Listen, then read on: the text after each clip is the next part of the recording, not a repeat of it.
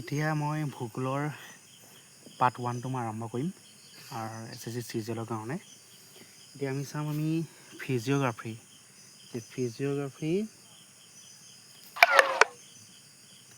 Physiographic division of India আমি এইটো চাওঁ। এতিয়া ফিজিঅ'গ্ৰাফী ইণ্ডিয়াৰ আমি ভাগ পাওঁ 6টা ভাগ পাওঁ। এটা আছে নৰ্থইন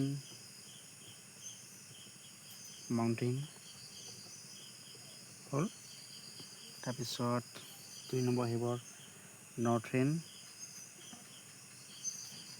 প্লেইনছ, 3 নম্বৰতে পেনিনচুলা প্লেটুৰ, তাৰপিছত 4 নম্বৰত আহিব গ্ৰেট ইণ্ডিয়ান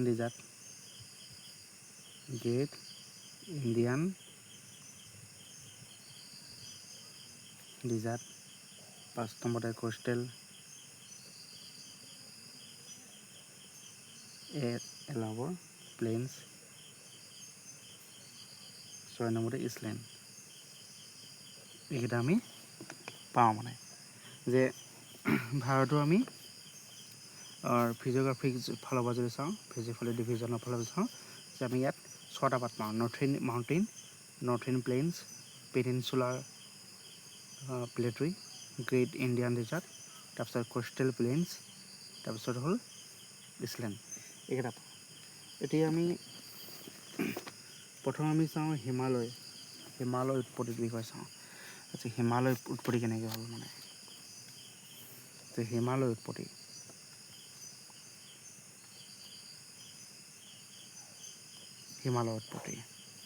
এতিয়া হিমালয় উৎপত্তি কেনেকৈ হৈছে যে আমি হিমালয় উৎপত্তিৰ কাৰণে প্ৰথম চাব লাগিব আমি 150 মিলিয়ন বছৰ আগৰ কথা চাব লাগিব। আমি বছৰ আগৰ কথা চাব লাগিব যে 150 মিলিয়ন বছৰ আগতে মানে দুটা মহাদ্বীপ আছিলে মানে।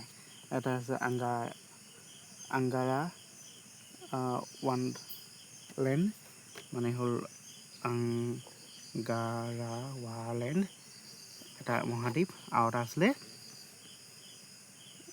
গণ্ডাৱালেণ্ড। এনেকৈ দুটা মানে মহাদ্বীপ আছিলে। আৰু এই দুইটা মহাদ্বীপ যে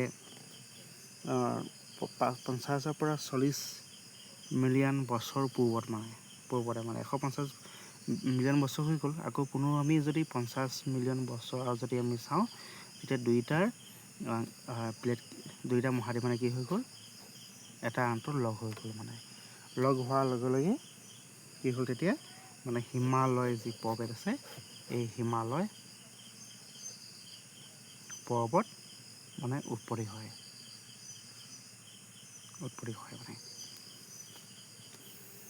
এইটো আছিলে। আৰু এই হিমালয় যি পৰ্বত উৎপত্তি হয়, ইয়াক কোৱা হয় য়ংফল মাউণ্টেইন বুলি কোৱা হয়। য়ংফল মাউণ্টেইন।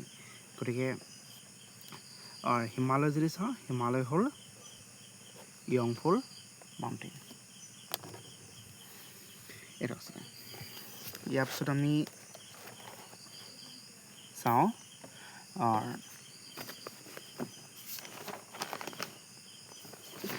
যে এই হিমালয় যি পৰ্বত আছে, এই হিমালয় পৰ্বতবোৰ এখন হিমালয় পৰ্বত মানে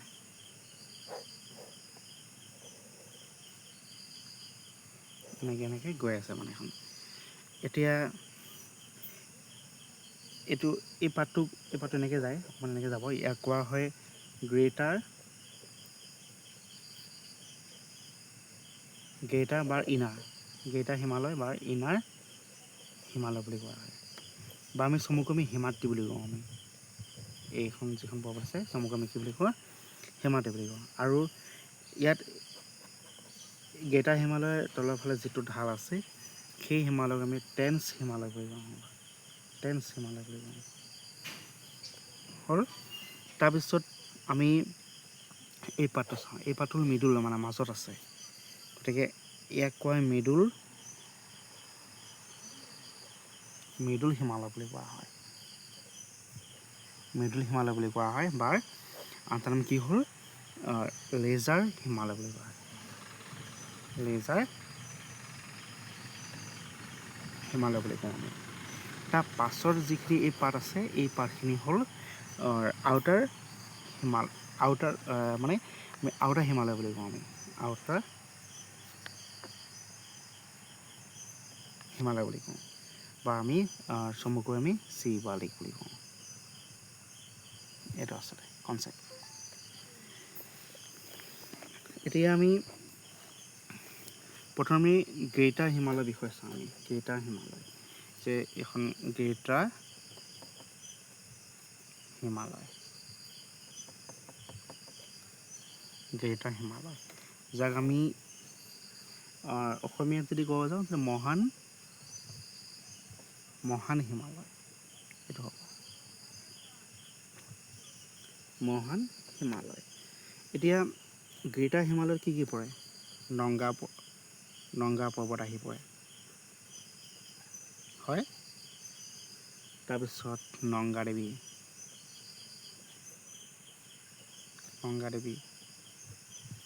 তাৰপিছত মকালু, তাৰপিছত কাঞ্চনজংঘা,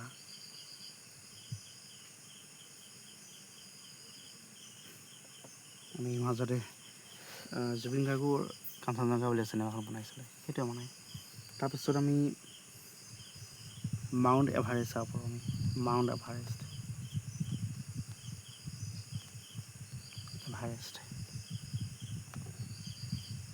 তাৰপিছত আমি নামচা চাম, নামচা পৰ্বত,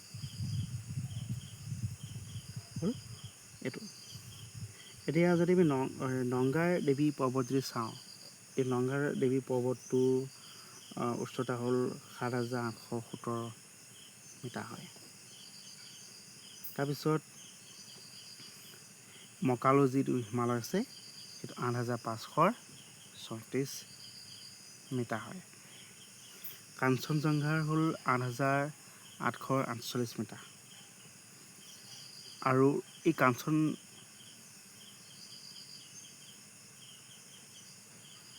কাঞ্চনজংঘাৰ পাছত আমি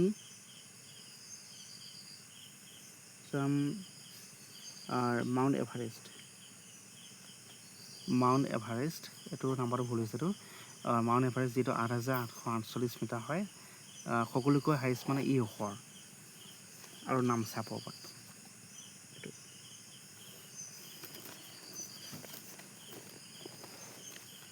এইখিনি আছিলে। ইয়াৰ পিছত আমি যদি চাবলৈ যাওঁ,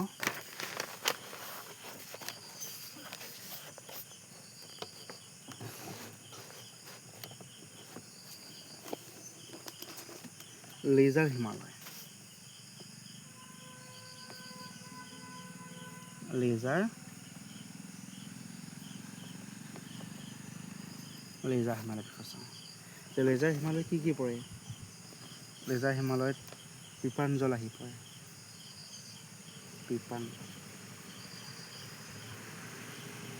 হয়। তাৰপিছত ঢলাঢৌ আহি পৰে, নাগটিবা,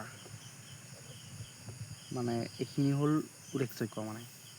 তাৰপিছত যদি আমি চাওঁ শিৱালিক, যিটো আমি আউটাৰ হিমালয় বুলি কওঁ, আউটাৰ শিৱালিক মানে।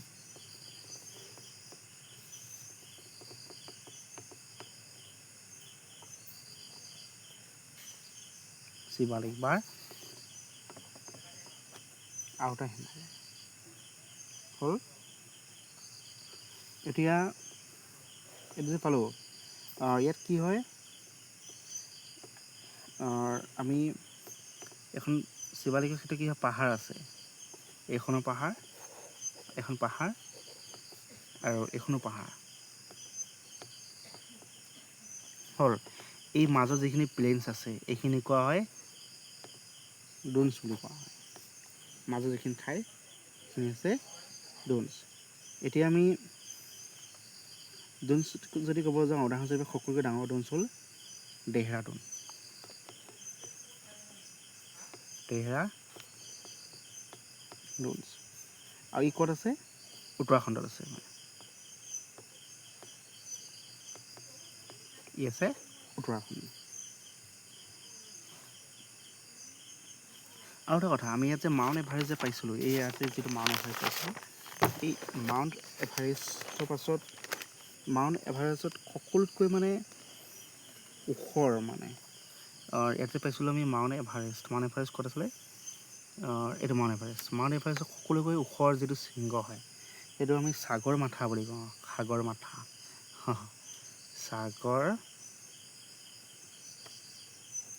বুলি কওঁ আৰু এই সাগৰ মাথাৰ কি হয় এই সাধাৰণতে ক'ত আছে নেপালত আছে মানে নেপালত আছে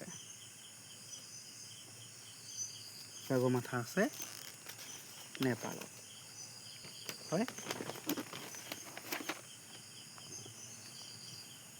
আজিলৈ এইখিনিতে হ'ব